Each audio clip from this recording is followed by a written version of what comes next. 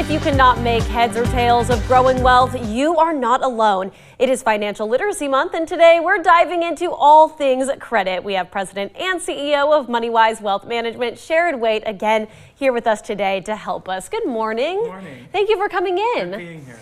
So what can you tell us about credit? Let's just start basic. What is credit?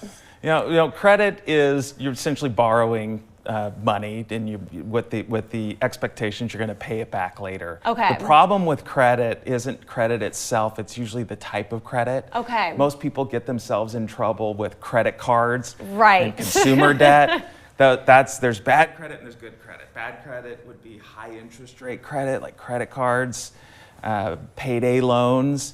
Good credit could be something like a mortgage. You know, okay. It's lower interest rate, or borrowing for education where you're going to earn more money. Right. So there's good credit and bad credit. That's one thing my parents always told me when I was going to go live alone. They said, do not open a credit card and overspend and start off on a bad note. So definitely important to keep that in mind.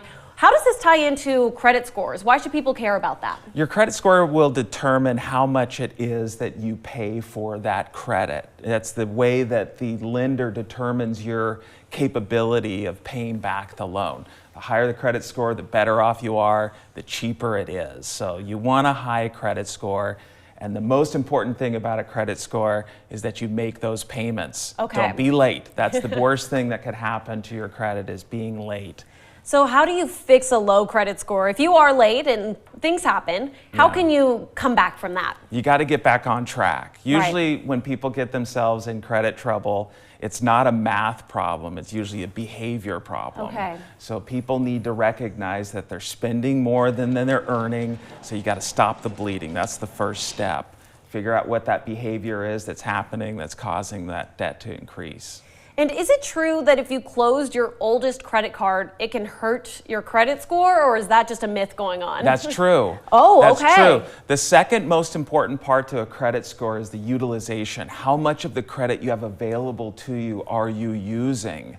So you want to make sure that if you do have credit out there, you don't have to use it. So you have a credit card, for example, that you don't use. You don't have to close it out. Keep it open. Just don't use it. You Okay. cut up the card, get rid of it, but don't use it, and that helps your credit score. What advice do you have for people with credit cards? You got to stay out of debt. If you can't make that payment in full each month, it's not worth having the credit card. Okay. If you're using credit to buy something and you're making the minimum payments, it's like paying for it 3 or 5 times over. Oh no. If you have a $5,000 debt on your credit card, it could take you up to 20 years to pay that off, and if you're only making minimum payments, you could be paying $15,000 when you only spent $5,000. Right. So if you can't make the payment in full, don't use a credit card. And let's turn over to debt really quickly. Can you explain the different kinds and which debt people should pay off first?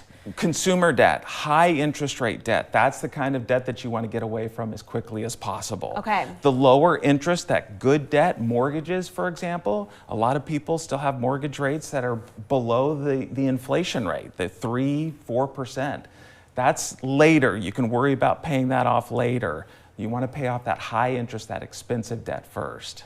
And last question for you this morning, are there certain things people can do to make that debt more manageable?